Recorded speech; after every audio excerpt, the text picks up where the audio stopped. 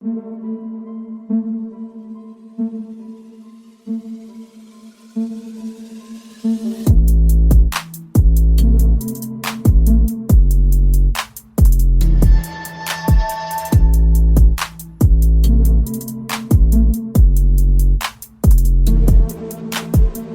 and welcome to the Fred Hoiberg episode of the Hoop Theory Podcast, aka episode 52. My name is Logan Wortman, and as usual, I'm joined by my gentle co-host, Jacob Roth. Jacob, how does it feel to be on the Fred Hoiberg episode? Hoiberg, baby. That brought a smile to my face. 52? Would that be... Draft pick, not jersey number. Because I don't even know what his jersey number was. 32. He wore one season with the Wolves. He wore 20 for 3 years with the Bulls, and then another 3 years with the Pacers. So yeah, he had a pretty lengthy NBA career for Hustler. a journeyman. So big ups to he's our third draft pick selection as a episode number instead of the person wearing the jerseys, because I think Jamal Wilkes would have been the person for which I mean is probably in the history of NBA like. More significant than Fred Hoiberg. Fred Hoiberg, but not to us, yeah. Head coach of Nebraska basketball, for those who don't know. But yeah, so speaking of college and Nebraska, I did want to give a shout out to most of our listeners, I believe at least, are fans of the Buffaloes, Colorado Buffaloes. Wow. Mainly just because... on Twitter, that's most of my following on Twitter. I see a lot of Buff stuff from the Nuggets fans that are on my Twitter. So I wanted to give a quick shout out to them. They played Nebraska yesterday, kind of squashed us. Surprised by the storming onto the field. That seemed a bit out of pocket. Yeah. But good for them. They feel good. And they're a lot better football team than I thought. Going in to this season, at least, I was like, okay, this will work. I mean, Travis Hunter was like the number one recruit in his class 2 years ago, I believe. The biggest thing that was shocking to me, though, was the fact that Deion Sanders' son, Shadur Sanders, is legitimately an NFL quarterback. I did not think that was true. I did not think that was the case. I'm not saying... Was he a high recruit? Was he like a 5-star? I want to say he was a 3 or a 4. Oh, okay. He was not like a slough of a recruit by any means at all. Arch Manning was the number 1 overall, wasn't he? Archie Manning was, yeah. Yeah. Archie. So it's Archie, right? You say Archie? I had an argument with my brother and my dad yesterday about how I thought the grandpa's name was Arch and the young one's name was Archie. I think they're both Archie. Oh. I thought the old one went by Arch, the young one went by Archie. They were saying it was the other way around. That Archie's the old one. Well, I don't know what he goes by because I've never met. Oh, it is just Arch Manning. I guess so. The older one's Archie. So I just must be wrong. I just always thought it was. I probably just did Archie because Archie Manning was already a person, and the grandpa, the dad of Peyton Manning, Eli Manning, and Cooper Manning. And Cooper Manning is the father. Okay, I believe it's Cooper. I should. He was a wide receiver, wasn't he? He wasn't a quarterback like the other two. Yeah, he was definitely the most athletic of the three until he had something happen with his neck, I think. Yeah, he had an injury when he was in college, I think. Obviously, the genes transfer just fine as his son is a pretty good football player. Yeah. But anyway, I will give the Buffaloes their flowers. They're a lot better team than I thought they were. I thought the Nebraska defense did a pretty good job. The offense is definitely what hurt us in that game. Because they couldn't keep a drive going and the defense got tired, and then the Colorado offense made some adjustments coming out of the locker room and did a whole lot of things very good. Bummed me out. But overall, yeah, they're a lot better team than I thought they were. Yeah. Do you think it's mainly due to Coach Prime, him showing up, or is there other factors you think involved? Well, considering he was able to bring in like 80 players and only 9 stayed, yeah, it's probably him. Like recruiting mainly, not necessarily like schemes and stuff. Well, and I think this is going to be an interesting thing to look at moving forward. You could argue this for basketball programs, either if like LeBron goes, I'm going to go be a high school or a college basketball coach. Would he be able to just like, guys will be like, oh, I'm going to go play a year with LeBron or 2 years with LeBron. For sure. I think that would definitely happen. Build a program out of nothing. Because respectfully to Colorado, they were like maybe one of the few Power Fives more down bad than Nebraska was last year. That's kind of like we've already seen an example of that with Penny Hardaway at Memphis. Like Memphis was not like ever since Calipari left, not really a basketball program. Yeah. But Penny Hardaway went there, and a lot of people are like, "Oh, Penny Hardaway, I'm going to go play for him." And that's just Penny Hardaway, you know. It's not like well, no, LeBron and I think James. that's what. Well, no, and that's what I think is also crazy is with Dion. There's 22 legit football players on that team. Their offensive line is a little bit worrisome, and defensive line, both of those areas, but they played really good against Nebraska. I'm excited to see how when Matt Rule gets another year, well, and arguably both guys get another year to see what next year's matchup in Lincoln looks like. I think it'll be a whole lot of fun. Still think it is lame that Colorado fans were excited. They finally got a crowd to be 50-50, black and gold to red. That's stupid and lame that you have to be excited about 50-50. But no, they won fair. Like it wasn't a good game, but Colorado executed really well, made good adjustments in the second half. And I have always been skeptical of Jeff Sims as the quarterback in Nebraska was at Georgia Tech, had a phenomenal offensive line at Georgia Tech. And so that allowed him to like get away with some more things, but he still only had like a 54% completion percentage of memory serves. And at Nebraska currently he has for every touchdown he scores, he has 3 turnovers. Wow. So that's not a good rate. But no, I'll be interested to see what Colorado does because they have a meat grinder of a schedule. If Dion makes a bowl game, that's a big statement. Like legitimately, because of just the meat grinder that's the Pac-12 with good quarterbacks. And Sanders is right in there. They're still in the Pac-12? Yeah, next year they're in the Big 12. Oh, okay. When did they move to the Pac-12? Because weren't they in the Big 12 Same year as Nebraska moved to the Big 10. Oh, okay. Either the same year or the year after. That's something I feel like I missed. I thought Colorado was in the Big 12 like this whole time until very recently. But no, it was very shortly after Nebraska left the Big. I want to say it was the same year, but don't quote me on that because I wasn't like that was the year that I feel like a lot of teams left because of Texas. People were mad about Texas for being the like stars of the show, basically. The thing that is interesting to me, and I could talk about conference realignment because it pertains to basketball a little bit, but that could be an episode where we don't have exciting things to talk about, which is the upcoming NBA season. But people are like blaming like the Big Ten and the SEC for poaching and destroying conferences. I would argue that the first stone that fell that really started making big programs even think about moving was when the Big 12 said, you know what we should do? Let's take our rights from the NCAA to have one media network. And instead of it being the Big Ten network or the SEC network, let's make it the Longhorn network. Mm-hmm. When did they do that? Was that when we were still there? Or was 2007? 2008? Oh, so it's what started the dominoes, I personally believe. Mm-hmm. Yeah, makes sense. I just remember when I was a little 2011 is when it launched. So it might have been announced earlier. So no, but like it must have been that just like because I've always been told and heard that like the Longhorn network was like one of the biggest reasons. And for every sport but football for Nebraska, it was a better move. Baseball, I would also argue it wasn't, but basketball, there's times where you get like Kansas is always around, but like K-State, Oklahoma, they kind of are always like middling higher. Yeah. You know what I'm saying? But sometimes they spike up, but a lot of the time they're just like a low top 25 type of team. Yeah. For a solid decade and a half, it was Kansas and everybody else. And that was the Big 12 basketball. But then on the women's side of basketball, I think the Big 10 gives you a lot of like good competition. So volleyball is the paramount. Honestly, the new Big 10 volleyball is going to be terrifying. Because if you go back, well, Stanford didn't come with the rest, but Washington, Oregon, UCLA, USC, Nebraska, Wisconsin. Yeah. Minnesota has years where they get good. Not in that. Not really. It's like they're that lower top 25. They're not this like insane upper echelon thing. But anyway, that was a wild rabbit hole on an episode that we've got a lot of fun stuff. And Logan, it was your idea. So Colorado, I'll never do this again.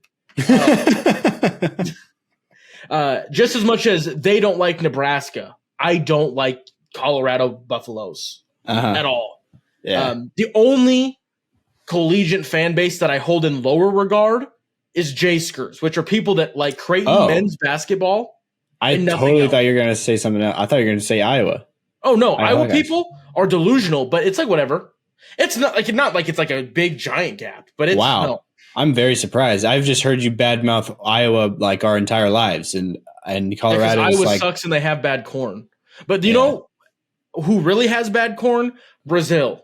American corn unite. what? You throwing strays at Brazil now? Sorry if someone's from Brazil, but safrina corn not near as good. And I'm also a little bit upset that Brazil passed the U.S. in the number one exporter of corn this year. Oh, they did it in soybeans a couple years ago, but they did it in corn this year. Nice. Wow, no one cares, and I just didn't know those were even stats. Because the socioeconomic things, it's a big deal. But anyway, Brazil, bad corn. I don't actually know that. I've never had safrina corn. Yeah, it's just the way you feel. It's just how my heart of heart feels.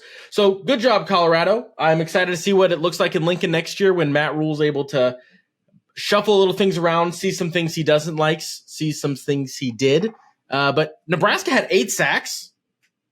And if you can't even respect that, Colorado, that is disingenuous. That sounds like a lot. It is a pretty good amount. Like, what's the average amount? What's an average amount in a game? 2 to 3, probably. Okay, that's what I thought. Yeah, because isn't it like if a sack happens, like that big McDonald's in Lincoln, they do like this Big Mac sack or whatever. Yeah, Colorado people, since like you don't really have like an actual commitment until recently to your college. McDonald's across the state of Nebraska, if the Huskers get a sack, the following, and maybe it's the Monday now. It used to be the Sunday, but it might be the Monday now because too many people would go get Big Macs after church, I think. So they do it on Monday. It's called a Big Mac sack, and you buy one, get one free. I think so, something like that. If the Huskers get a sack. And it doesn't like just one. It's not like if they get 8. But we had a lot of years where we didn't get the Big Mac sack every game. So it was nice to see 8. And a true freshman. I need to not talk about Nebraska football because we've got a great episode today. I'm sorry, I keep like saying this and then rambling. Logan, what was the initial goal for today before that 12-minute depression opener? Good job, Colorado. What do we got, Logan? So we're going to be going through the Atlantic Division. Leading up to this NBA season, I wanted to go through division by division and give our over-under picks on their over-under money line from FanDuel for this upcoming season, regular season wins. And basically just give a breakdown or a preview of each team's season going forward. And also took a look back at how I did this last year, what my predictions were for each team and what they actually ended up doing. So that is what we're going to be doing here today with the Atlantic Division. We're going to be going through the division's alphabetical order. So Atlantic, then Central, then Northwest, then Pacific, then Southeast and Southwest. And we did talk about doing it in like the order of like, because this is kind of like we're getting rid of a lot of like the fun big guns to talk about today. Yeah. We talked about starting with like the bottom feeder, but then we realized that the bottom feeder division has a potential giant change before the season starts, that being Damian Lillard going to the Southeast division, because outside of Miami, there is not a lot of hope down there. Yeah. And I guess we should have thought about that with Atlantic too, because they have a similar situation with the Sixers and Harden. But I've got my notes for this one. Sorry. Okay. We can do it. We can pivot. No, that's fine. I think that it's good because the way we're going to be doing this is each division, we're going to be able to do one lock and one stay away. And so each time we use a stay away, that means that it's not going to, it's basically like eliminating a question from a test, that type of thing. A lock will make that pick worth 3 points instead of just 1. Because, we're gonna tally this at the end of the season, see who wins between Jacob and I. We did this a couple years ago with our friend Anthony. I believe you might have terribly. Did you get last? No, I did terribly because we did it 2 years. First year I did good, and I think I got because I locked Atlanta on the over. Oh yeah, because I was on the Atlanta dark horse thing 2021 when they made the run. Oh, that was when we did the tier. Yeah, we didn't do the over-under game that year, but we did the tier list, and you put them in the dark horse contender tier. When I was like, I was so surprised by that. But yeah, and that's what ended up happening. They went to the Eastern Conference Finals. So, and then Yeah, and then the next year everybody was close. I think you were like a pretty comfortable ahead, but me and Anthony were close. I think it was the other way around. I think me and Anthony were kind of close, and you were like, I think way lower. I think you had a lot of bets just not work out. Like locks just go poorly. Probably. Yeah, that sounds right now that you're saying it. But that's just how. Go back in the archives. One of the previous 51 episodes has it. Yeah. So. But we'll look at that at the end of the year to see who wins between Jacob and I. Maybe I'll send something to Anthony to have his ghost picks in here as well. But sadly, he does not have a microphone that works at the moment. I've thought about bringing him on to do an episode with the Sixers. I just keep forgetting to give him one of my spare mics. For those who remember the last episode he was on, did not go well. Could barely hear him at all. But that was the episode right before the Isaiah Roby one, which so that's 14. Yeah. Because Roby was the 15th episode, wasn't he? Well, Roby was the 14th, so it would have been 13th. 13. Mm-hmm. We're going to have 15 minutes for each team, so we don't ramble too long about most likely the Celtics because I have a problem. And then, also keep your eyes peeled. Have you ever been listening to the podcast and go, what did Jacob just say?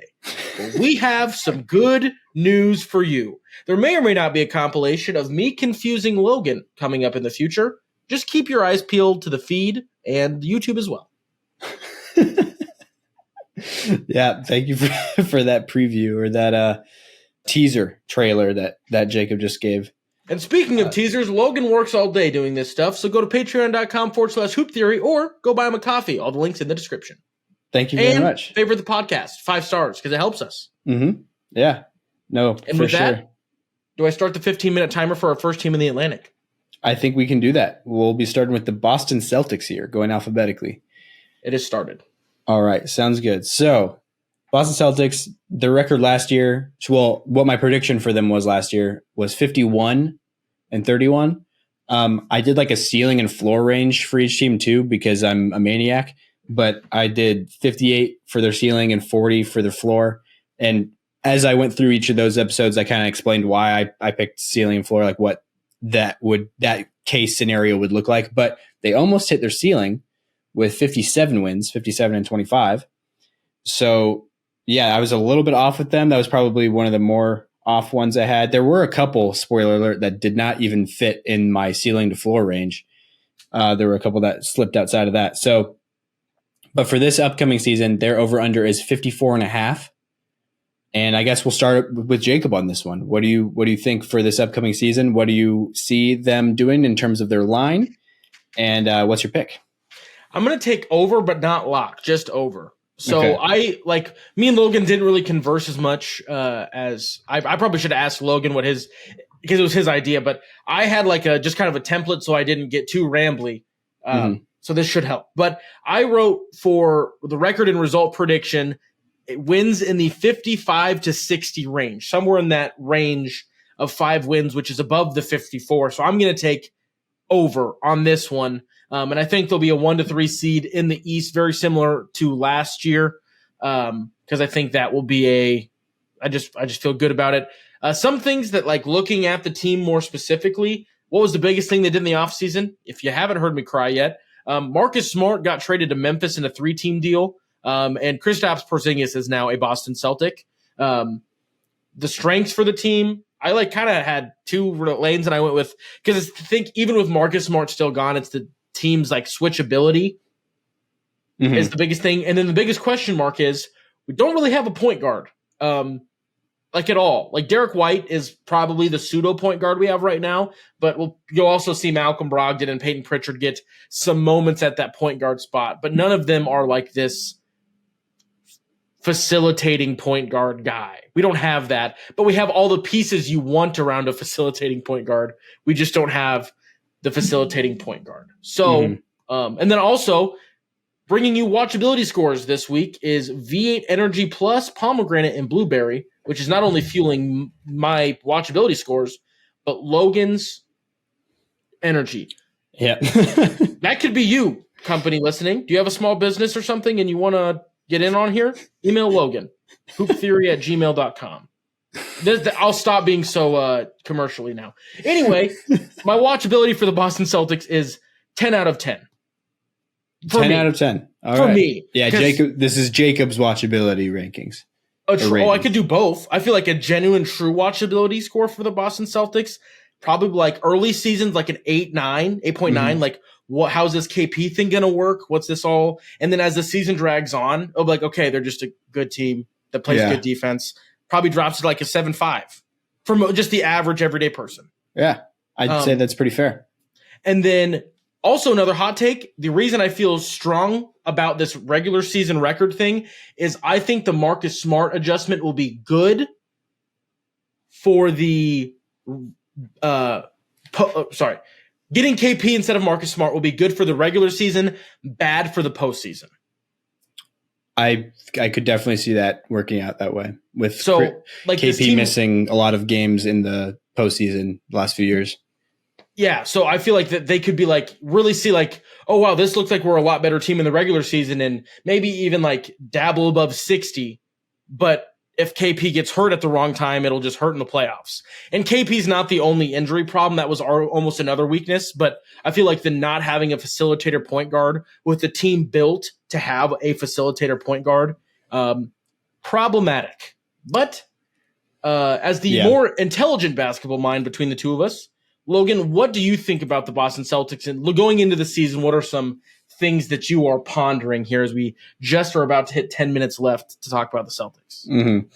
Yeah, I'm liking some of the additions they've made. Obviously, the Kristaps Porzingis pick or Kristaps Porzingis trade was something that I was in favor of. I do understand there's a possible downside to it, as you were saying, with reaching the playoffs and just not having that Marcus Smart factor that this has made up every Celtics team of the past decade. So that's definitely a potential downside, but I think Kristaps does give you a bit more dynamic offense, different places the ball can be moved, some more floor spacing, even more, which is saying a lot from, having like Al Horford out there. Kristaps probably gives you even a little bit more in terms of just the amount of spacing because of how deep his range goes. And I'm also curious to see if we see Malcolm Brogdon in the starting lineup this upcoming season, or if he stays in what it seemed like his kind of like guaranteed role was last year, which was kind of the opposite of most guaranteed roles you see, which was that he has to come off the bench to basically conserve his health and body at his not really like old age, but just fragileness. Yeah. So it'll be interesting to see if he's kind of like stays as like the bench point guard or if he's in the starting lineup. If he's not in the starting lineup, then I think Derek White will have to be taking care of a lot of those handling and Marcus Smart type role duties, which he's definitely capable of. We haven't seen him as much on ball as he was in San Antonio so far in Boston. But the fact that he has done more of that than Boston's asked him to so far is definitely a good sign, I think, that you have some people that can form together to play it by committee. Peyton Pritchard, again, with another guy come in off the bench to play some more minutes than he did last year.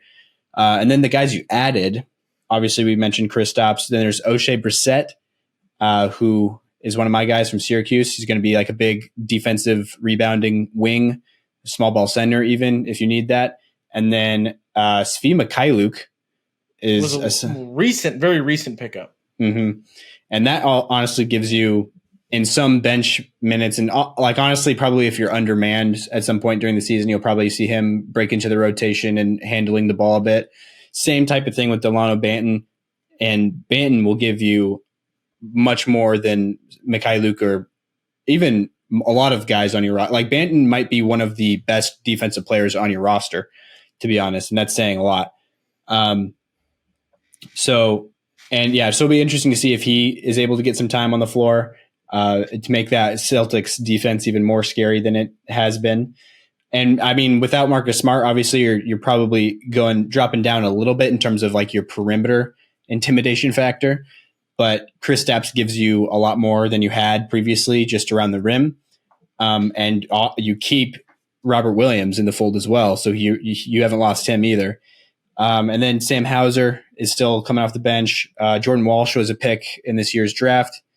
I think you had a couple two-way guys that JD Davison, who you've had as a two-way guy for a while now, and then Jay Scrubb won't be around very much. Mm-hmm. Probably JD Davison, he was not disappointing in the summer league, but it was not like summer league's just summer league. But yeah, the man of the summer league was not JD my brain shut off. JD Davison. It was Jordan Walsh, wasn't it? Yes. Yeah.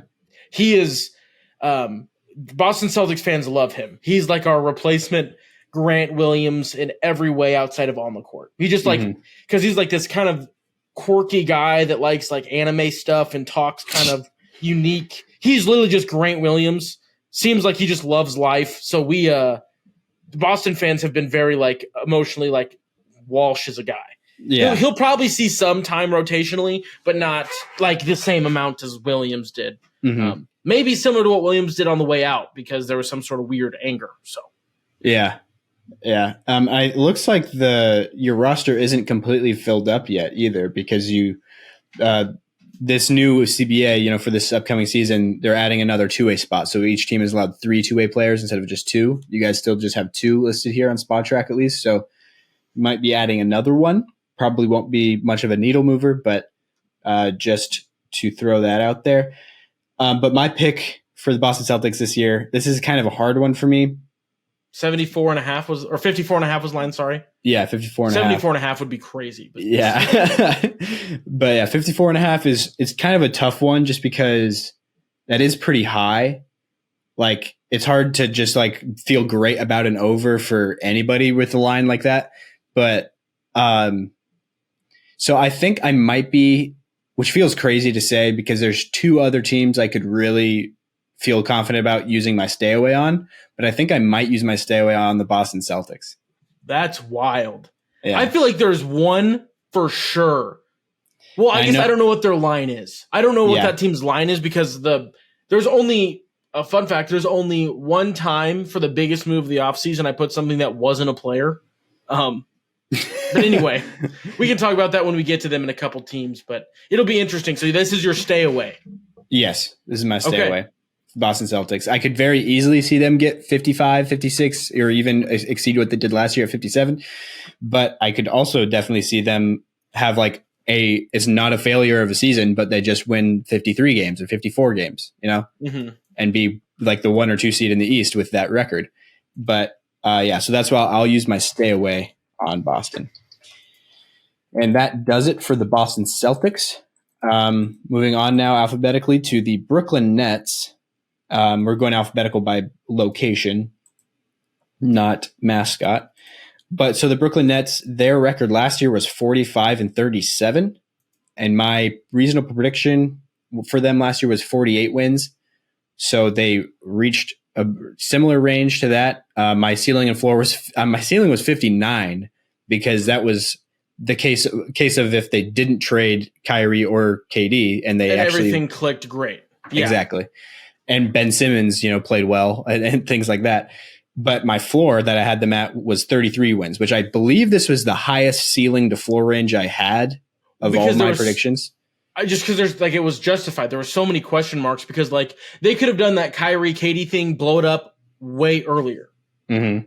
Like they didn't have to wait until the trade deadline. It could have been in November, honestly. Yeah, like who knew when it was coming? And the 33 wins might have been pretty realistic if it would have been in that November range. Yeah, exactly. And also if the team they got after those trades wasn't as overachieving as they ended up being, because that group, once they got together, was actually scraping out some wins that you wouldn't have expected because of the emergence of Mikal Bridges as a possible number 1 option on a team. Maybe when he gets the volume, he did not shy away from it. Yeah, exactly. So my pick for them this year, or I guess I haven't said their line yet. Their line for this year is 37.5 wins, which is a pretty good placement for that. Looking at their roster, they have basically a lot of the same guys that they ended the season with last year. Guys they added, though, I think is Trendon Watford. I don't think he was I think he was still with Portland until the end of last year. I'm seeing this just now. Darius Baisley is on the team. I thought he was with the Phoenix Suns, to be honest. Lonnie Walker the fourth is on the Nets. They lost Watanabe to the Suns, didn't they? Yep. Yuta Watanabe. He went to the Suns in free agency. Looks like, Baisley was also a free agent signing. Same with Lonnie Walker. Same with Dennis Smith Jr. They still have Cameron Thomas, Day'Ron Sharpe. Looks like Dariq Whitehead, it was their pick from the draft this year. Noah Clowney also was another pick from this year's draft. Royce O'Neal is somebody they got in the trade deadline last year. Or was that even at the deadline? That might have been before. I think that was back when all those Jazz trades were happening initially. I think that was because Royce O'Neal was with the Nets that were potentially still contenders, or if everything worked out. Nick Claxton's still there. Dorian Finney-Smith, Spencer Dinwiddie, Mikal Bridges, Cameron Johnson, and I don't know if it matters, but Ben Simmons is on this basketball team. He seems pretty aggressive that he's got it figured out, and people should watch out this year. Yeah, I'd like to get a count on how many years in a row that's been now. I feel like I've never seen him be this aggressive. Really? Posting videos on his own Instagram and stuff? No, it's more the quotes. It's the words that he's saying. Not that he's like, I've been working. I've been in off season working on my jump shots. Shot. Yeah. I've been putting in the work. I feel like he's a lot more like, I'm sick of the disrespect. I feel like he's never been leaning into the disrespect as much as he is this year. Don't think he's going to be good. I don't think he's going to figure it out, but just a different vibe this offseason than off-season promises previous. Mm-hmm. That was quite the sentence there. That really was. It was pretty eloquent. Gentle, one might say. Yeah. Yeah. So then we got Harry Giles, for what it's worth, is apparently on an Exhibit 9 contract, so a 9-day instead of a 10-day for their training camp roster. For those who remember Harry Giles back a few years ago from the past. Duke legend. Yeah. Yeah, so I'm thinking this team, I feel better about the under than the over for this team with Brooklyn. So I'm going to go a slight under for this team, maybe even more than a slight under. I'm not sure. Maybe they'll embrace the tank a little bit, a rebuilding roster. Mikal Bridges, it's hard to say because, their best player is an Iron Man, somebody who never misses games. So we'll see if that continues and if that gets them, a lot more wins than expected. Who knows? They got Thing 1 and Thing 2, which is my favorite dynamic duo nickname in the NBA probably. It's Mikal Bridges and Cam Johnson because they are jersey number 1 and jersey number 2. So it's Thing 1, Thing 2. So I love that. But yeah, I'm going to give them the under though for this season. Jacob, what about you? Well, okay. So I think the thing that's rough about this one is if everything goes right for this team, I think they could win. Let's say Mikal Bridges does his thing. Ben Simmons is, I'm sick of the disrespect, really works. And he looks like 75% of the best version of Ben Simmons we've seen. Let's just give him that instead of 20% if he sees the court now. Mm-hmm. This team could sneak to 40 somehow if all of those things go right. But if none of those things happen, this team is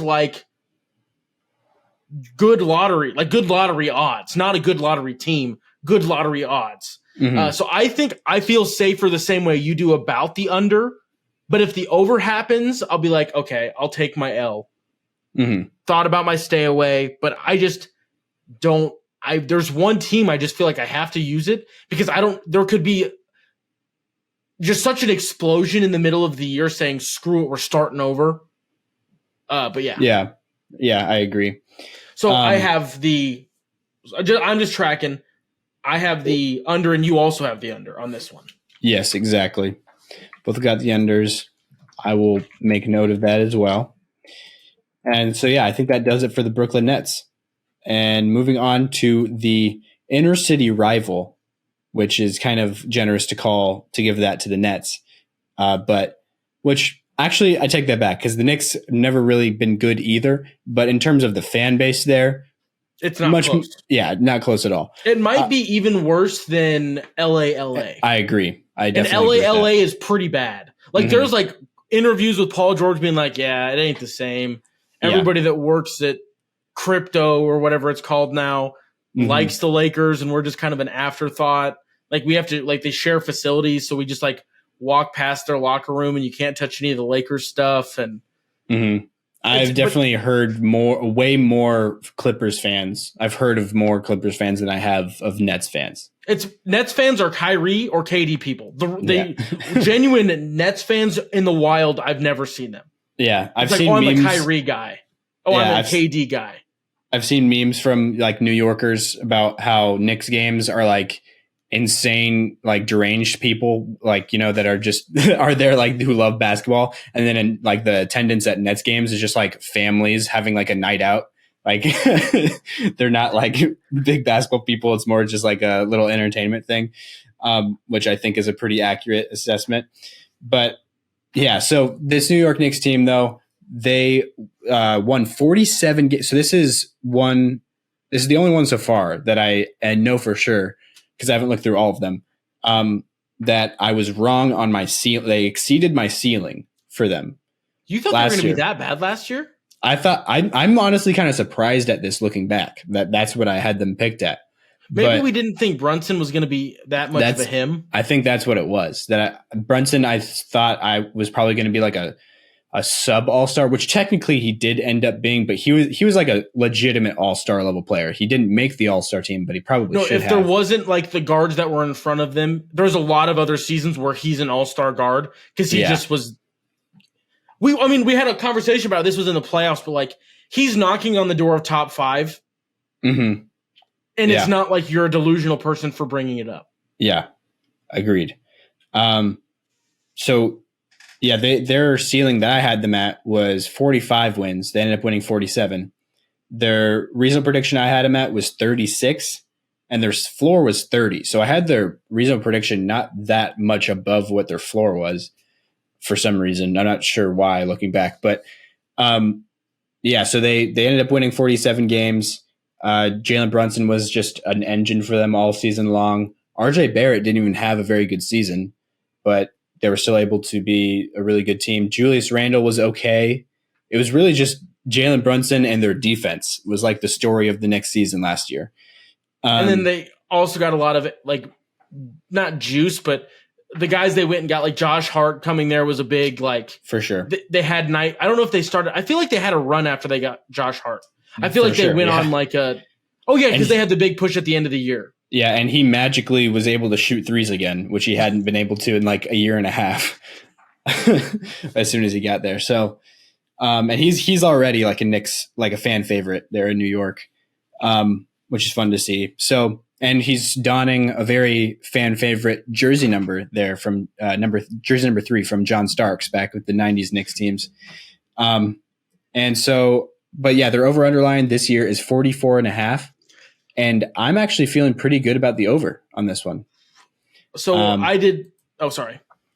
I was just going to basically leave it at that. I'm just going over for them. It feels like a pretty like, I'm not going to be surprised if they go under that. You know, if there was an over under like that, a line like that, that's a line that I would call like an abomination, because I'm like, I would be very surprised if they went under. You know, what makes a good line is you could see both, you know, things happening. But I do feel better about the over for this one. How about you? So what I have written down is a high 40 to low 50s for my win totals when I did my kind of structured looking at this year. And New York Knicks getting a 50-win season would be so good for just the sport, honestly. Well, and I think the path to it happening is they have so many pieces that are just not consistent. Mm-hmm. So last year, the first consistency they've seen was Jalen Brunson, but like Julius Randle goes from duking it out with LeBron on Monday night to getting benched by Tibbs against the Hawks on Thursday. Or getting stuffed on a game winner by Kyrie Irving.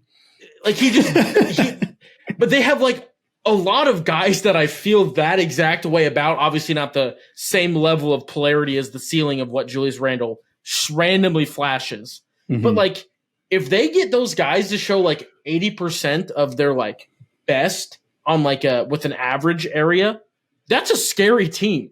Mm-hmm. That's like a very scary team. A bunch of hustle dudes, nobody really seems to be that into themselves. If RJ Barrett kind of looks like he did for Canada in the third place FIBA. Canada, which we didn't even touch on. We'll probably make an episode and touch on a lot of things before the season starts. But but anyway, there's a lot of things that this team could just be like, yeah, we're the same, if better than we were last year. People shouldn't be surprised. Their biggest pickup in the offseason was DiVincenzo, 4 years, $50 million. And I just feel like if they could, and this is weird that the question mark I have for a Tibbs team is consistency. That feels weird. But offensively, I feel like that's what the Knicks don't have, is outside of Jalen Brunson, anything that you can semi-rely on. Yeah. And as far as their guys that you really want in the fold, want in the rotation, they don't have a lot of shooting. In order to get that shooting, you have to put in guys that are more defensive liabilities like Evan Fournier and pieces like that. So, and even Evan Fournier isn't a super steady 3-point shooter. He's pretty fluky as well.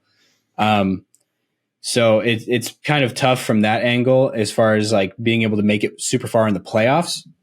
But for scraping out regular season wins and staying just hungry and really solid on the defensive end, a Tom Thibodeau coach team is definitely one of the best spots for that to happen. Yeah. So, what did you pick? Goodness. Did you pick Pause. over? Yep. Yes, over. Pause the recording? No, just rewinding. Okay. V8 plus energy pomegranate watchability score for the Brooklyn Nets. Yeah. My watchability for the Brooklyn Nets might not be a shock to many. I've got it rather low. I not crazy low. I've got a 5.6. Okay. For my watchability personally. Mine would be higher, but that's just because I love the wings and some of the pieces they have there. It's definitely understandable for having them low, for sure. And then I feel like the average person's watchability is probably also in the middle of the road. Yeah. No, because I have a team. There's low numbers. There's genuine because I probably 5.6 is that technically 10, a positive? Slightly above average. Yeah. No, I use the whole scale. We will talk about a team and I'll be like, they have a 1. I don't want to really watch this team play basketball. I will, but I don't really want to.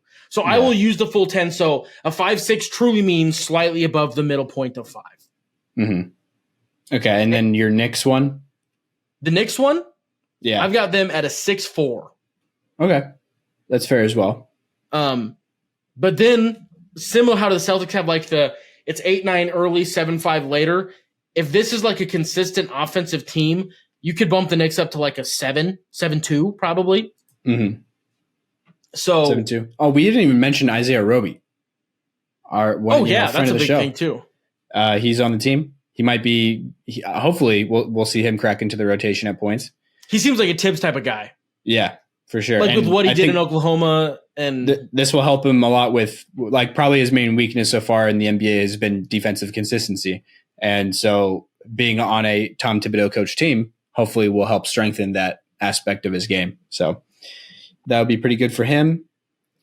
And they don't have 50 power forwards like they did a few years ago. So, this is a Tom Thibodeau team that does not have Taj Gibson any longer. So that's about 25 minutes per game is freed up for somebody else. Or multiple people, however you want to split it up.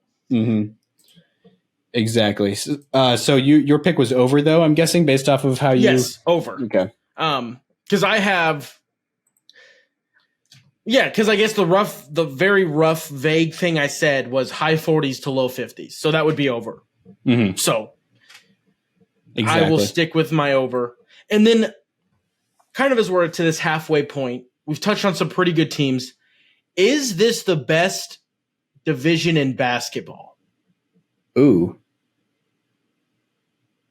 That's a good question. It's got to be close. Because I feel like they have, granted it's only in the East, but Celtics, top 5 team. Nets, not, but a bubble, not a bubble, a play-in contender type of team, right? There's only one team that has no, wait, so you said Celtics top 10, right? They're like a top 10, top 5 type of team. Yeah, probably closer to top 5 than top 10, yeah. And somewhere in there, though. But like... And Knicks are a bubble playoff team. Probably better than... Like probably a bubble for like missing the play-in more so than, being in the top 6. That bubble, not top 8. Yeah. And then what next will be Knicks. I was talking about the Knicks there. Oh, okay. Yeah. Now I'm tracking.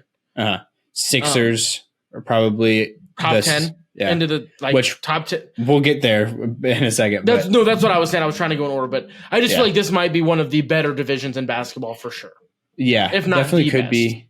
I'd say Pacific is definitely the next. Up There's there. a lot of things because that's Warriors, Suns, Lakers. Warriors, Suns, Lakers, Clippers. Which Clippers could be good this year? Could not? I don't know. We've said that every year, but are like hand in hand with more extremes. Oh yeah, for sure. A lot of extremes for the Clippers team. Definitely a great don't want to spoil my pick, which I haven't mapped out my picks for any of the other divisions yet. It's definitely the Pacific. I forgot the Kings are the bad team. Like every team there is almost a contender. Like Kings is the team that's like probably not a contender, but is it impossible? Like they're kind of like could be like a Hawks from a couple years ago. Yeah. So yeah, never mind. I retract my statement. Best division, not hard to do in the East, but it is not the best division in basketball. Retract my statement. I just totally forgot about the Pacific as the quote unquote bottom feeders. Yep.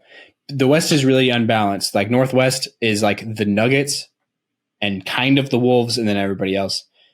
And then Southwest is pretty dookie shoes also because it's like the Texas teams. Memphis and New Orleans are both like they win games, but like they're never very scary. And then Dallas. Pacific. And then just this juggernaut of just you guys she tells you not to worry about. Yeah, exactly. So, but moving on now to the Philadelphia 76ers, our good friend Anthony Levsonuk's favorite team. I'd be curious to see what his thoughts on this are, but so their record from last year was 54-28, which was slightly above my pick for them, which was just 52 wins. So it's been the closest so far out of the teams we've looked at so far. My ceiling for them was 59 wins, just because of the dynamic duo of Joel Embiid and James Harden. But then my floor for them was also pretty low for a team that won 54 games, and that was 37 wins. Because just of the massive variability of both of their best players' injury status, that was kind of what factored into that. But so their over-under for this upcoming season is 48.5 wins. Oh, that's such a good line.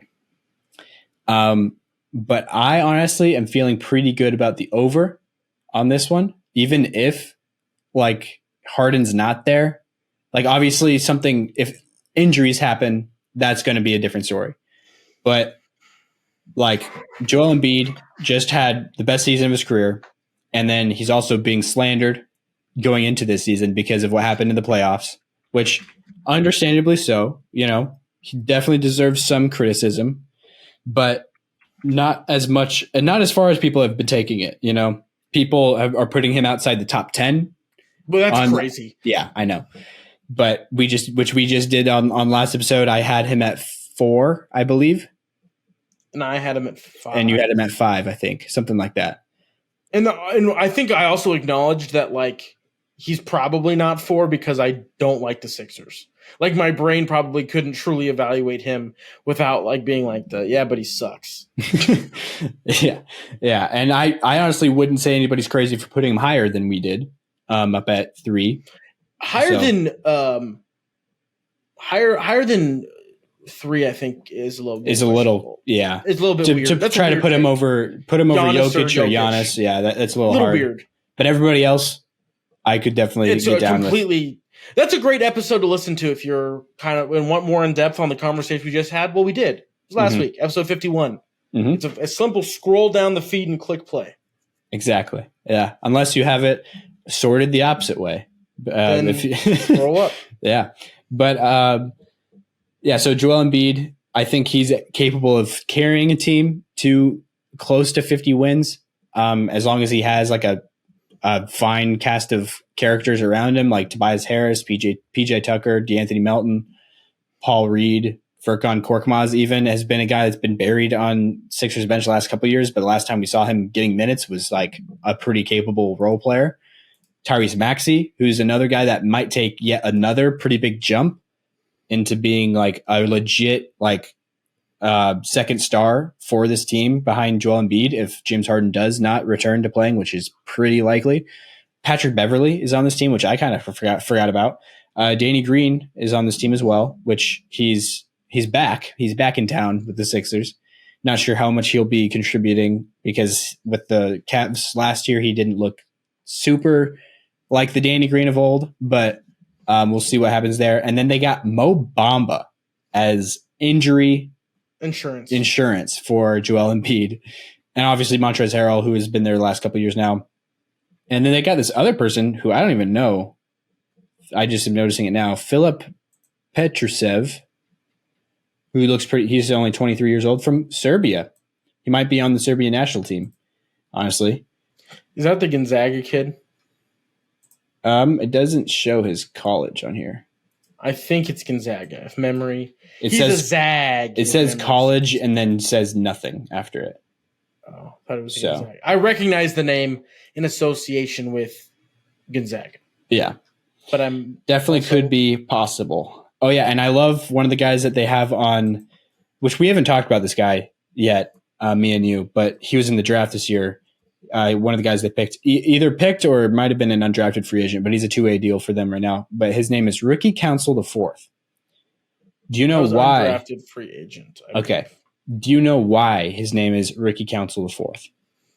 I do not know why. You know, most people, you would think that it's because his dad's name was Ricky Council III and his grandfather's name was Ricky Council II. Is he the fourth oldest? I've heard of this before. Is that what his is? No, it's actually all of his brothers. Every single one of his brothers is named Ricky Council, and he is the fourth born of his brothers. So I've heard that, which is just why I've never heard of that before. Yeah, because I've heard that sometime, like when they, like families like immigrate to the United States, they like misunderstand, and so their kid will be the first, second, third, and fourth. Like, say if someone's like, I'm the third kid in my family, so I'd be Jacob Roth the third, even though I'm not a third. They like misunderstand. Oh, and, like, so it is kind of like child. That. I misunderstood what you said. But it's like not because all of my siblings are named Jacob Roth, the first, second, third. It's because like nothing to do with the naming order. Just like, oh, you're the fifth oldest. So you just get that you're part the of fifth. Your name. Okay. But it's only like sometimes when things get in language barriers and confusion. From what I understand, that's happened sometimes. No, I believe he's from America, born and raised in America. He went to Arkansas. But yeah, all of his brothers, at least from what I've heard, every single one of his brothers is also named Ricky Council, but they all have a number after their name to indicate which one they are, which I am just so like intrigued by. I want to know what their mom calls each of them. If like she literally just calls them the number that they are, like there's 1, 2, 3, and 4, you know, or how she does it. Because I believed in order to have like the number after your name, they must all have the same middle name as well, unless that is different. But yeah, who knows? Yeah. Anyways, that is a total, side conversation, but not related to this one. Also, something that I'm also noticing that isn't super important, but they have a lot more players, the Sixers do, on their cap holds than most teams, meaning that they are still paying these players. Like they're basically either when they were waived after their money became fully guaranteed, or like they had some kind of buyout situation. They have Mike Scott, Dwayne Dedman, Paul Millsap, Kyle O'Quinn is still getting money from the Philadelphia 76ers. Louis King, Mac McClung, and Miles Powell are all still on the bankroll for the Sixers. Kyle O'Quinn, that is crazy. Yeah. Yeah. Because he was like 2K14 on the Knicks? I'm trying to think. Yeah, last time he was on the Sixers was like 2019, I think. Got to be something like that. That's 2019, wild. 20. Just like, we'll give you $250,000 every year until you die. Just leave us alone. Yeah. So, but yeah, not a ton of additions this year. Like we said, there's a couple of those like veteran guys like Pat Bev, Danny Green, but a nice like upside sort of signing in Mo Bamba. But I feel pretty decent about the over for this Sixers team, just because when's the last time the Sixers didn't win 48 games and and an 82 win season or 82 game season. When their best player gets really mad about something that Nick Nurse makes him do, and he demands a trade. Those are situations. That is why this is my stay away. Okay. Because I have one to use, and my pride, I can't use them on Boston. They're definitely hitting me over. Yeah. So I have my stay away on the Sixers, and this is not something I think will happen, but if it does, I won't be like, well, that's out of left field. If Nick Nurse, which is like the most min-max coach ever, like I'm going to get the most out of every ounce that you have as a basketball player, that just seems like that wouldn't fly with Joel Embiid or James Harden, honestly. Mm-hmm. Kawhi is another guy, which shocks me that Nick Nurse did it with Kawhi, as another guy that would be like, nope, that's not how this works. So I think it'll be fine. I'm probably just wanting it to not go well, for just the sake of it'd be funny for me. But I'm doing this as my stay away, thinking that they could probably hit that over if like things don't implode, because that's the only word to use to describe that as is imploding. Yeah, makes sense. Definitely would have been my second choice for the stay away. You went over, stay away, then under. Like your under is the one that you're like. That second choice in that way as well. But like second choice I meant as teams to use my stay away on. Yeah, because that's who I automatically just kind of jotted down in my head as like, oh, that's going to be the stay away here. But then once I was actually looking at the lines, I was like, I don't know. I kind of feel better about 76ers winning over 48.5 games versus Boston Celtics winning 54.5. They've built in like some insurance to like things don't go ideal. And just like every year they are at like 50 wins, 51 wins, something like that. Yeah. So, in the seasons where they didn't play 82 games, they were on pace for over that. So that I just am realizing now though that I haven't used my lock yet. Oh, can I? Yeah, I'm going to pivot. I'm going to throw my lock on the Knicks. I was thinking the same thing, honestly. Because that's the one I feel the best about the over. I agree. Which is what a lock would be. Mm-hmm. So for those keeping track at home, here's where we're at.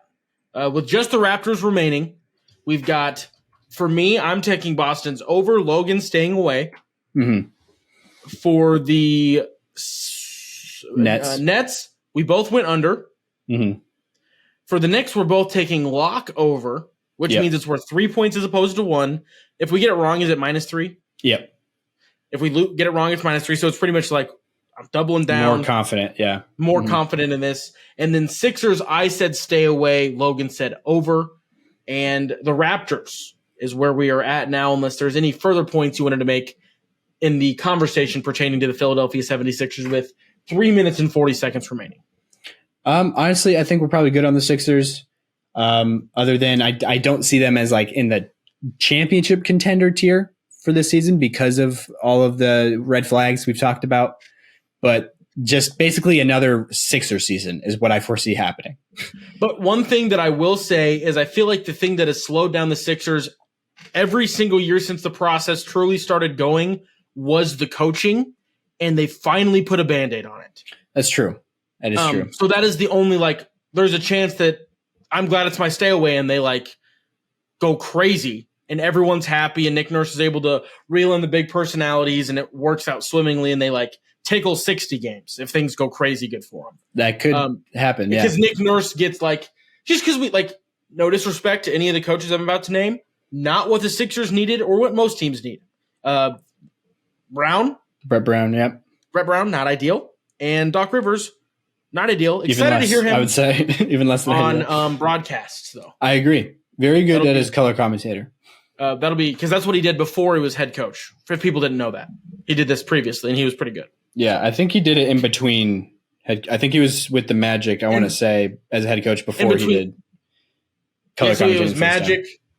Did it for like a year or two, and then was in Boston. Yeah, exactly.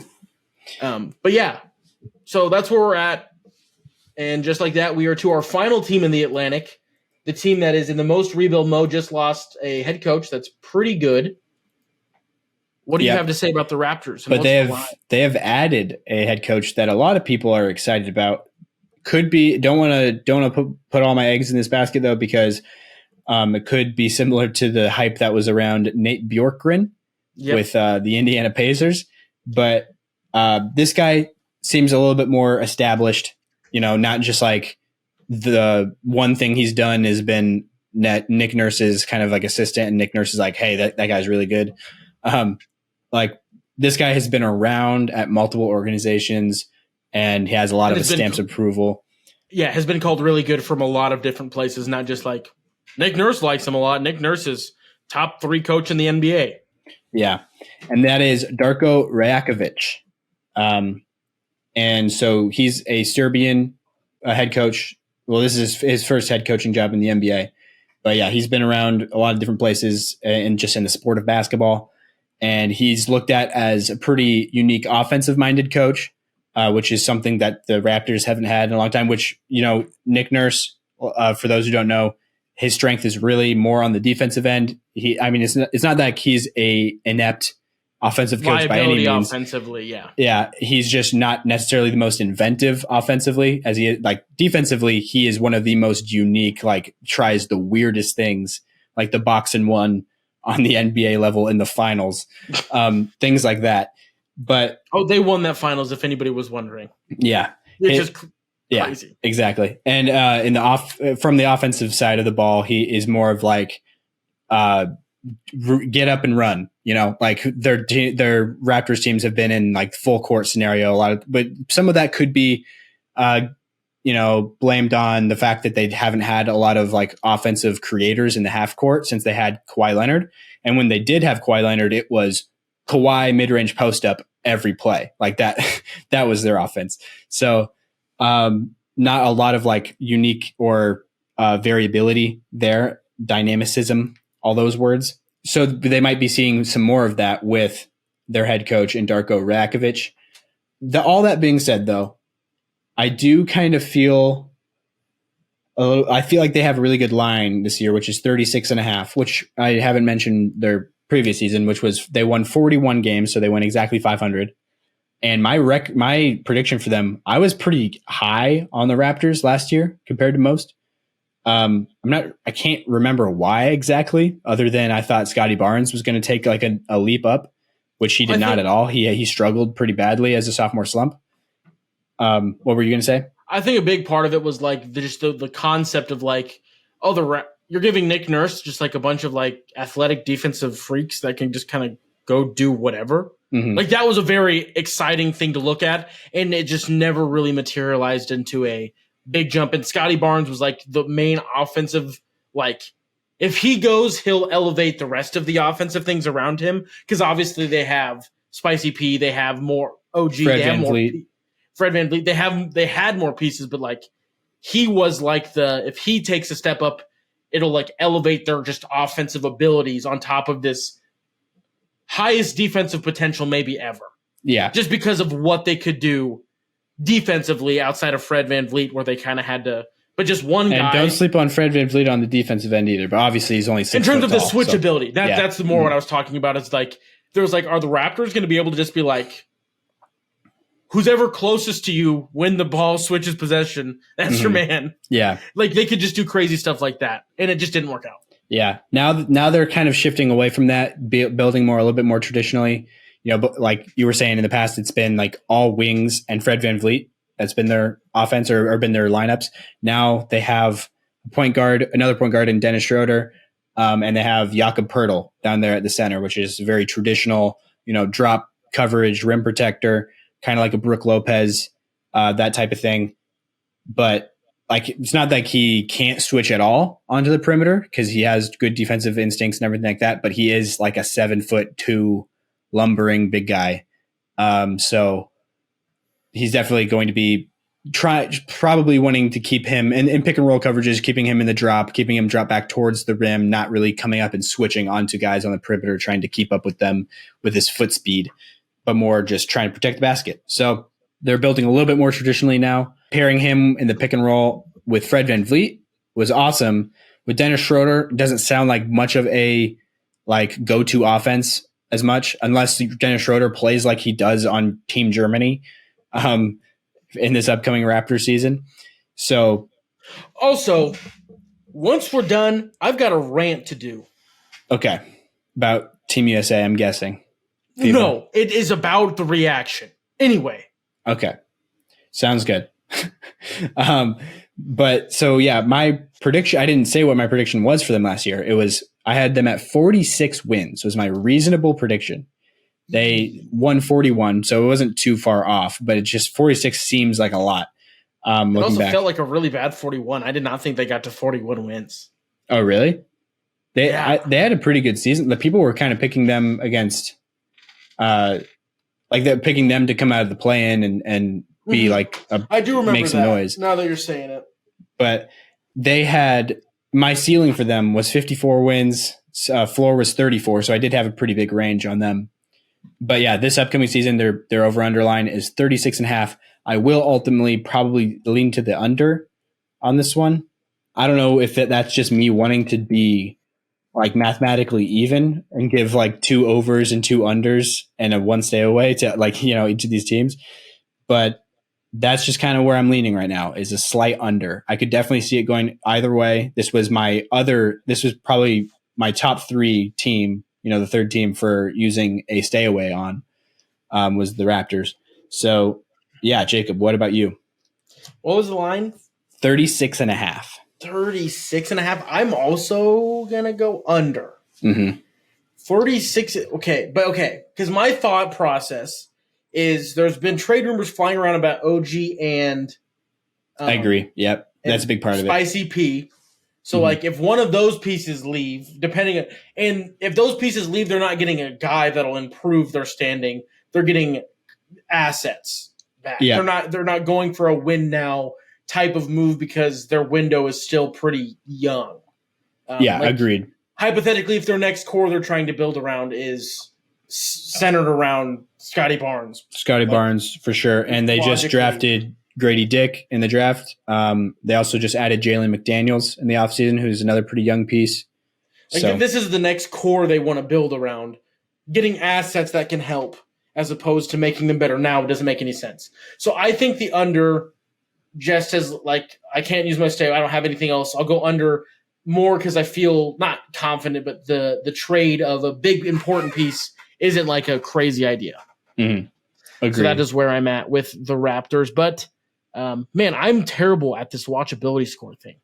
I suck. Forgetting it. Yeah, Sixers watchability score I put as a 7.4.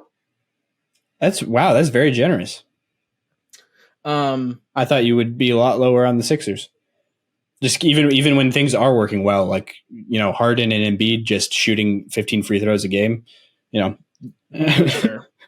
It's more because don't tell Anthony. I have like a little tiny bit of a man crush on Tyrese Maxey. Poco. Yeah, big fan. He's very fun to watch. Just kind of like a crappy ant, but that is the highest compliment. Yeah, in the most complimentary way. Mm-hmm. Just like anyway. That's a huge reason that it was honestly that high. Raptors though, I don't really want to watch the Raptors at all, and they are a 3-1. Makes sense. I'd be higher on the Raptors than you, just because I do want to. Whenever a team gets a new head coach that I've never seen as a head coach, I do like to watch those. Like Will Hardy was that guy for me last year. So, would you want to watch all 82? Yeah, as the season goes along, unless it is like a Will Hardy, where Will Hardy sustained, where I'm like, wow, this guy is very inventive, and this team just in general is fun with the Jazz. if they could be like a Jazz for me last year, but if not, then yeah, I'll probably stop watching them as much as the season goes along. So I think that's pretty fair, honestly, for Jacob's watchability rankings or ratings, brought to you by V8 Plus Energy, Pomegranate Blueberry. No, and if you want us to advertise anything, you could be the watchability score for the upcoming. Is it? It would be the Central Division. Central. So if you want to sponsor the watchability score, then call Logan on his cellular phone. I'm just kidding. I was like pump fake giving out your phone number. Yeah. That would be hilarious. Just dox you. But you edit, so it doesn't matter. You would have cut it out. Yeah, probably. Yeah. So, but anyways, I think that will be good. We'll in the next episode, we're coming back at you with the Central Division, which will be the Milwaukee Bucks, the Chicago Bulls, Indiana Pacers, Detroit Pistons, and the Cleveland Cavaliers. That was in no order other than just when they came to my mind. Mine as well. So, yeah, that will be fun. Honestly, Central Division has got some interesting pieces to it as well. So that'll be a fun one to do. And yeah, so stay tuned for that episode. That will be recorded next week. For context, we are recording this on Sunday afternoon, September 10th. Not sure when this episode will drop. The top 10 episode is still set to drop tomorrow morning. So that one hasn't quite come out yet. Spacing this out because we just recorded 2 episodes in one day last week. But yeah, so moving on to what we have after this, I know we wanted to end the episode playing the Daily Dozen as we did a couple episodes ago, but Jacob had mentioned that he had a rant to go on, so I will turn it over to him. For everybody on Twitter that's confused while the United States lost, it's not 1992.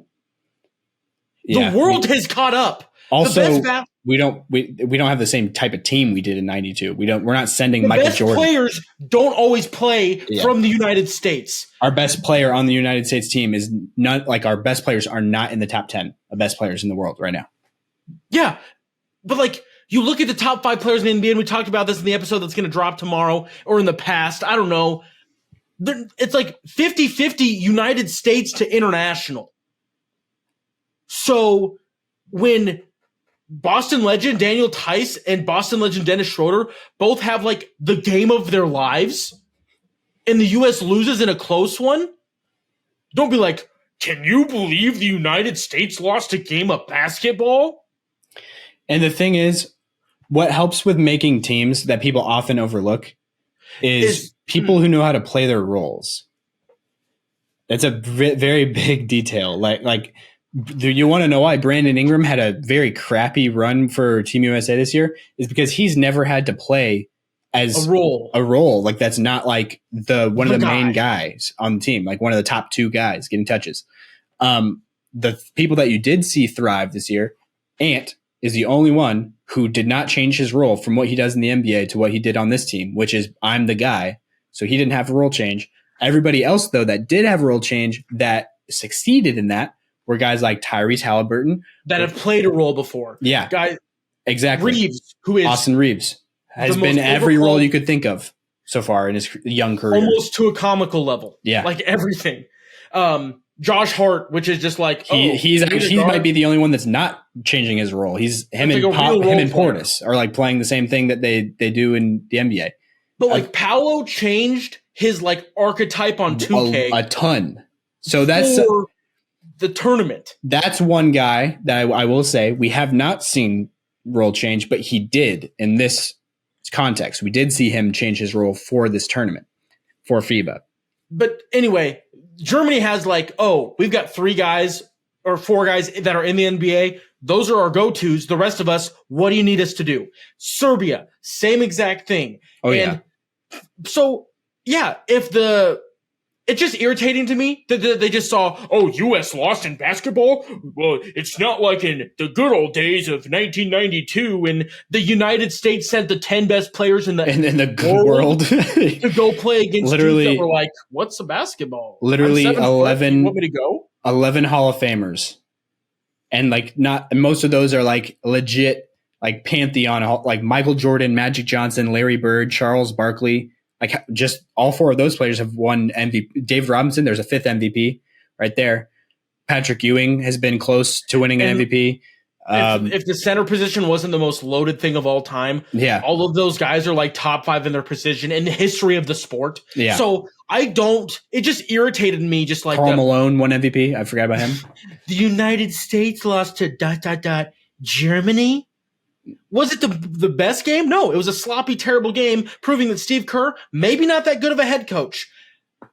I also think I've complained about Steve Kerr before. I feel like we're going to look back and be like, no, he just really had Steph Curry, and that was a big part of it. Not taking away from his basketball knowledge or anything, but I feel like he has a unique style of coaching, but I would agree with you. He definitely has some aspects of his coaching that I would, in my opinion, say holds him back from being better. Yeah, I agree.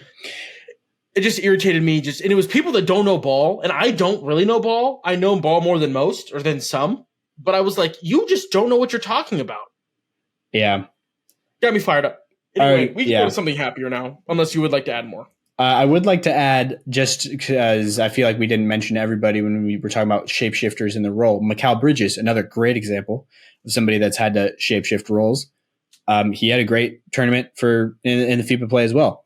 Like Jalen Brunson was okay. He was a little bit wishy-washy, but he was another guy that has had to change roles. It's just, those are the guys that tend to succeed.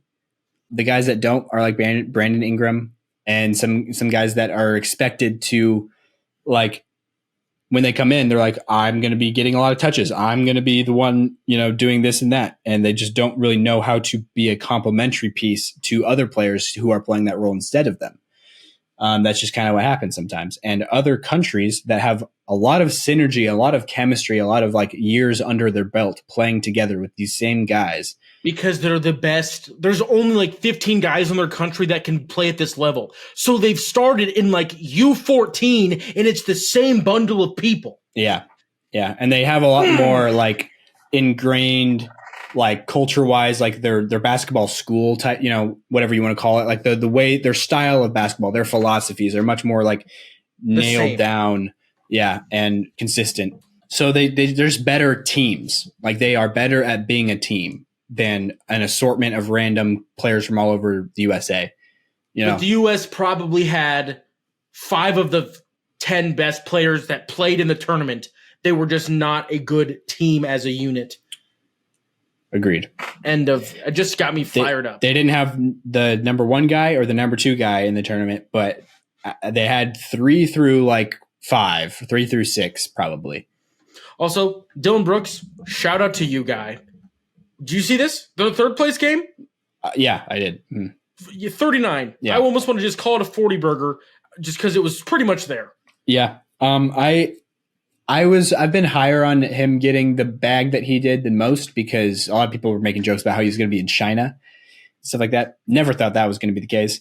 That always was insane to me. I always thought he is a valuable NBA player. Is he crazy and annoying? Yes, that is also true. So but he's a very good defender, especially when he's not getting called for fouls that he commits. And he can put the ball in the basket at times when he gets very hot. I was like, hot because it was it was a celebratory episode of the mismatch with Kevin O'Connor and Chris Vernon and he was like going down like a list of the least efficient players that take the most shots. And the top 2 were Fred VanVleet and Dylan Brooks. Yeah. Those 2 players. So the Rockets went and got themselves both of those guys. But anyway, that just got me fired up. And the difference between those are the Raptors didn't have any creators offensively for the most part. And so they're like Fred VanVleet, please take a lot of shots. The Grizzlies are the opposite. They're like, Dylan Brooks, please stop taking all of these shots. And he's like, no, I am Kobe. I do what I want. That's been another struggle with Dylan Brooks. The reason why he's not wanted by a lot of teams is because he takes way too many shots. He takes dumb shots in situations that he just doesn't have the wherewithal to understand why he shouldn't do that. He's the most confident basketball player I've ever watched. Yeah. No, because like after the season, he's like, yeah, LeBron got the best of me, but I still don't take back what I said. I don't respect him till he puts 40 on my head. He's like Marcus Smart, but you turn all of the negative, like the wild parts that make Marcus Smart, turn that up to 10. That is what Dylan Brooks is. But yeah, so moving on, we are going to end this episode playing a very fun game called The Daily Dozen. I kind of want to give a little bit more juice to the audio listeners to kind of help the listening experience of this part. So we're going to start off with a daily trivia question from the NFL.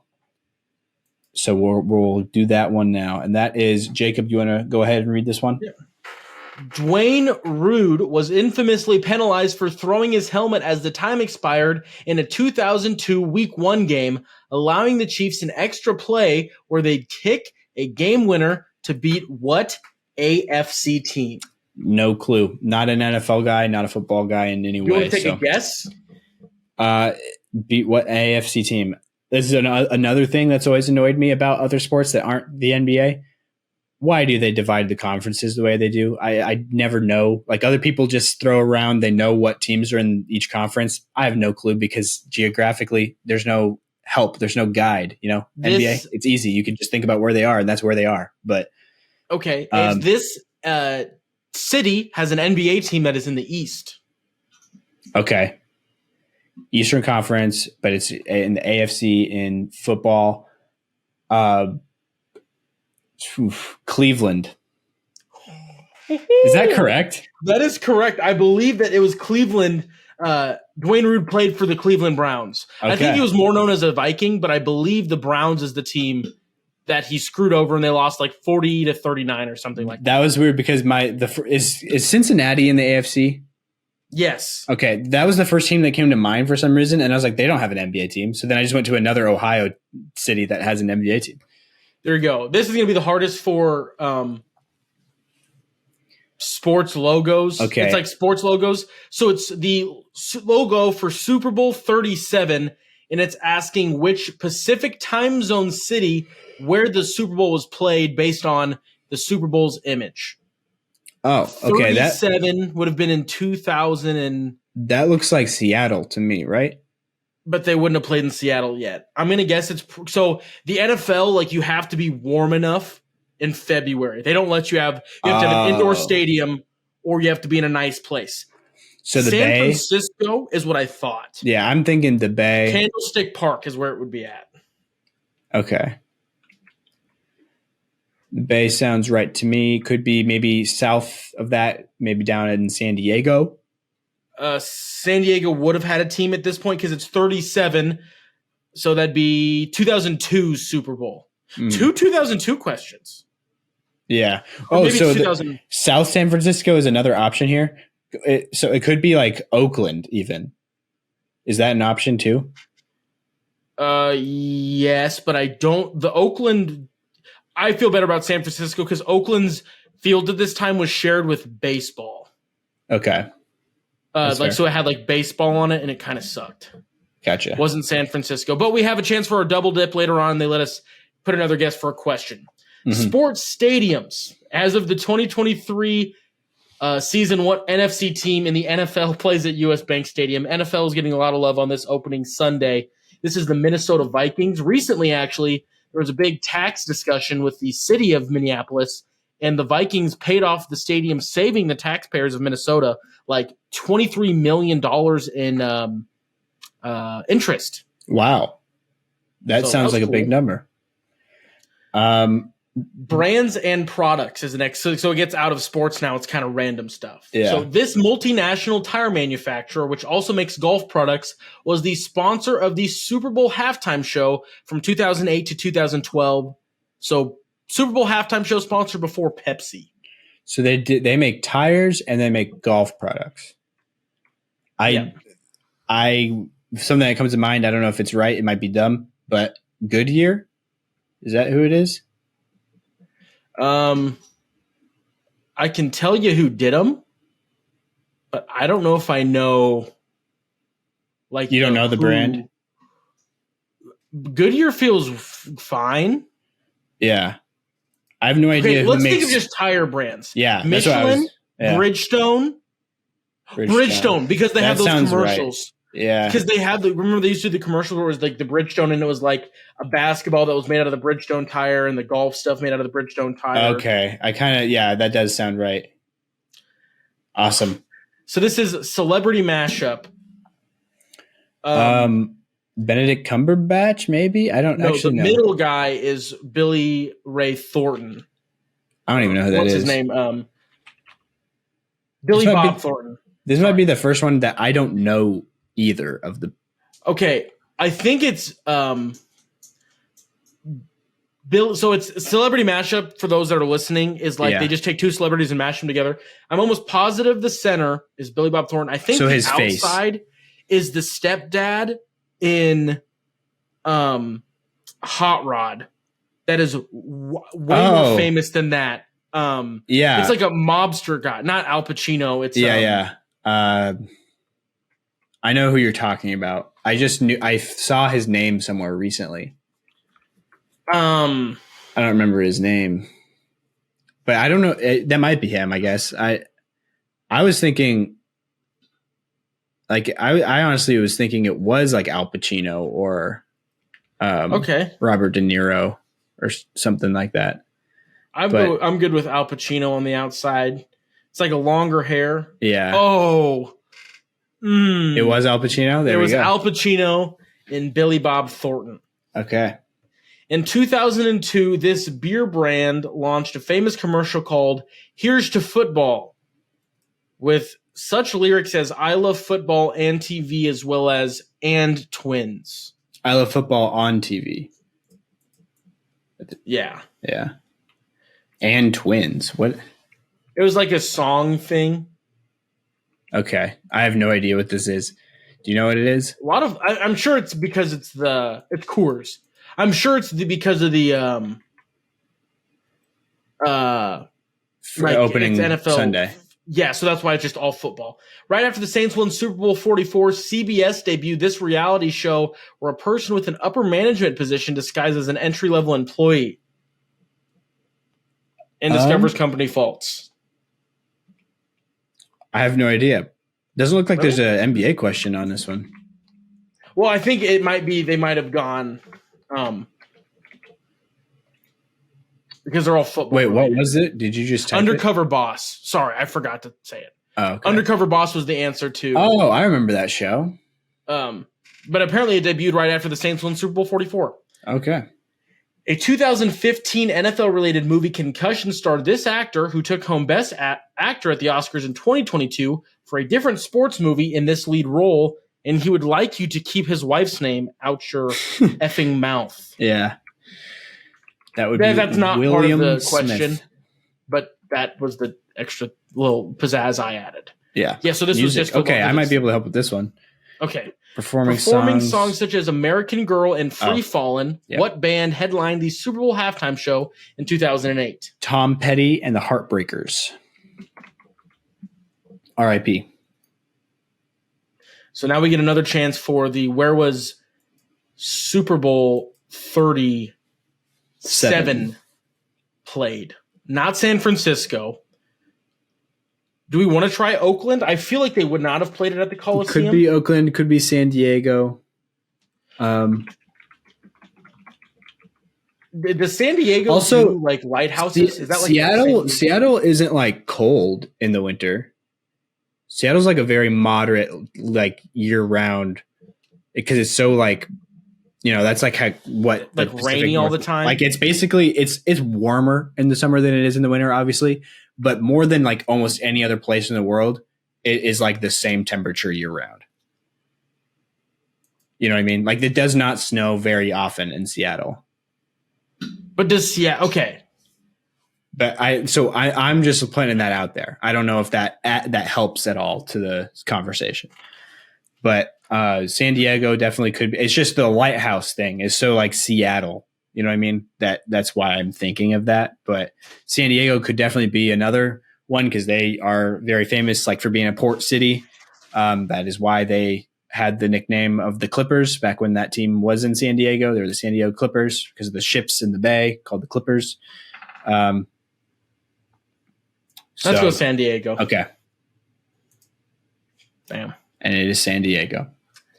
Once again, we needed the double dip. Not a lot of people knew the Cleveland Browns question. And I got that in a shot in the dark, yeah. Celebrity mashup was pretty low this week, too. I feel like the Billy Bob Thornton might have tricked people in the middle. Yeah. Beverages. Al Pacino on the outside was a little rough. What was the beverages one? I don't even remember. Coors. Oh, yeah. It was Here's to Football. Mm-hmm. Those ones were the lowest three. So this was all football themed. Usually, for those who have not heard us do this yet, it's a lot more divided, you could say. Like there's always an NBA question. It's almost all, or a basketball one at the bare minimum, even if it's college basketball. We get like a more even distribution, but I think because it is the first Sunday of the NFL football season, they gave us a little bit of a themed game secretly for game number 49. Yeah, absolutely.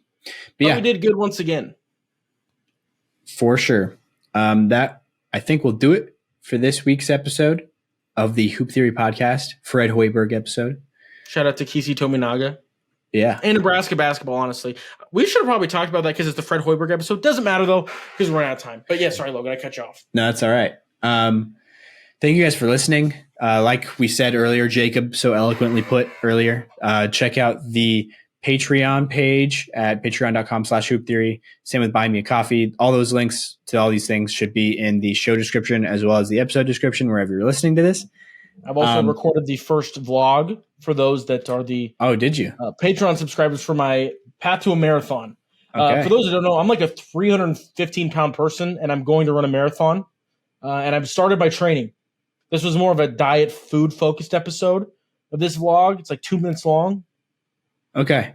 Yeah. You should either send that to me or I can give you the login to the Patreon to upload it. But yeah, that would probably be a good idea so people would like have it ahead of time. Yeah. Yeah. But that's something to look forward to. And screw Deion Sanders.